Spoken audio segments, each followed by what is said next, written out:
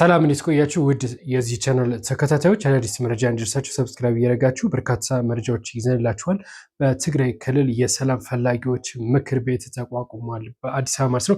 የመጀመሪያው ጉባኤ አድርጓል። ስለ ሰፋ ያለ መረጃ ላይ እንደዚሁም ስለ ኢራን እና ስለ ምስራቅ ስለዛ አካባቢ ስላለው ሁኔታ ሰፋ ያለ መረጃ ይዘናል። ስለ ዶናልድ ትራምፕ ምን አሉ፣ እንደዚሁም እስራኤልም እንደዚሁ ጥቃት ለማድረስ እስራኤልና አሜሪካ ማለት ያቀዱት እቅድ አለ። ስለነዚህና እንደዚሁም ስለ ሀገር ውስጥ መረጃዎች አሉ። እንደዚሁም የመከላከያ ሚኒስትር ከመከላከያ ወይም ደግሞ ከመከላከያ የወጡ ልብስ የደንቡን ዩኒፎርም ማለት ነው እንዳይለብሱ እግድ ወጥቷል።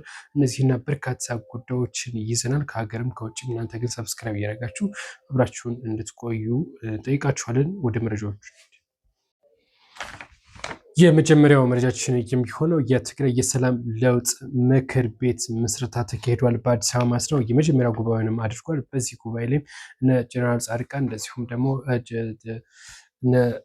ጌታቸው ረዳም ጭምር ተገኝተውበታል። በዚህ ፕሮግራም ላይ ሌሎች ጀነራሎችም እንደዚሁ ተገኝተዋል። እናም ውይይት አድርጓል። በርካታዎች ተገኝተው በትግራይ ክልል አዲስም የተመረጡትን ዶክተር ደብረጽዮንን ከስልጣን ለማስለቀቅና እንደዚሁም የጦርነት እንቅስቃሴውን ለማስወገድ ያለመ ሁነት ወይም ደግሞ ጉባኤን የተደረገው። ይህ ጉባኤ በቅርብ ቀናት ውስጥ ወጣቱን በማስተባበር እና እንደዚሁም ደግሞ ሌሎች አካላትንም አጋዥ በማድረግ እነ ደብረጽዮንን ከስልጣን ለማውረድ ከፍተኛ እንቅስቃሴ ያደርጋል ሲሉ ነው እንግዲህ የገለጹት ማለት ነው። ጀነራል ጻድቃን እንደዚሁ ደግሞ ጌታቸው ረዳ ስምረት ፓርቲን መስርተው እንደነበር የሚታወቅ ነው። ያ ስምረት ፓርቲ አሁን የት እንዳለ አይታወቅም። ወዲያው ምርጫ ስለማይል ማለት ነው በክልሉ እና ይሄው ቆሟል። አሁን ግን ወደዚህኛው ቡድን መጥተዋል ነው የተባለው።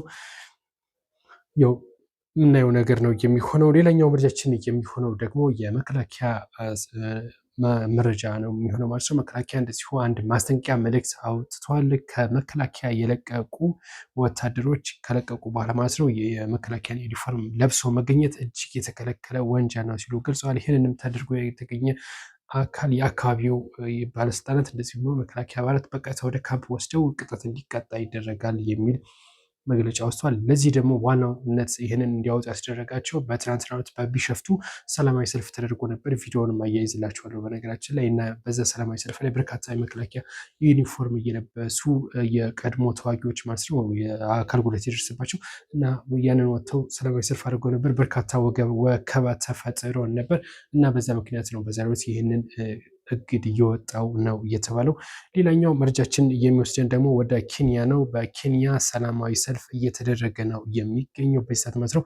ለብሔራዊ ቤተመንግስት ወይም ደግሞ ለኬንያ ማለት ነው የዊሊያም ሩቶ ቤተመንግስታቸውን አድሰው ነበር። ወደ 15 ሚሊዮን ብር እየፈጀ ነው ይህ ቤተመንግስት እድሳ እና ለዛ እድሳ ይህን ብር በማውጣቸው ተቃውሞ ገጥሟቸዋል። ሌላኛው ምክንያታቸው ደግሞ የነዳጅ መወደድ ነው። እንግዲህ ነዳጅም እንደዚሁ በከፍተኛ ሁኔታ መጨመሩን ተከትሎ በዛ ከባድ የሆነ ተቃውሞ መቀስቀሱ ነው መረጃዎች እየወጡት እንደምትመለከቱት በምስሉ ላይ በኬንያ እጅግ ከባድ ተቃውሞ ተቀስቅሷል። በእነዚህ በሁለቱ ምክንያት ማለት ነው እንግዲህ በነዳጅ እና ቤተመንግስቱ ለምን 15 ሚሊዮን ብር ወጣበት በሚል ማለት ነው። እኛ ሀገር እስከ 5 ቢሊዮን ወጪ እየተደረገ እየተሰራ እንዳለ ይታወቃል እና እንግዲህ ምን ያክል ዲፈረንስ እንዳለው በሁለቱ ሀገራት መካከል ማየት ይቻላል።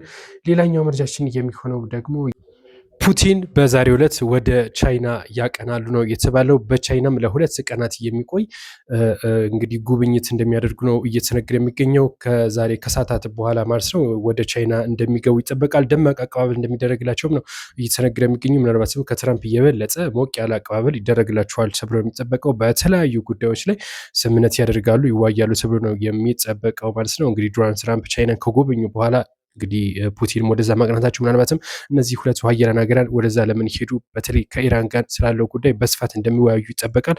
የሚወጣው መረጃ ካለ ተዋህድዬ አደርስላችኋለሁ። ፎሎ እያደረጋችሁ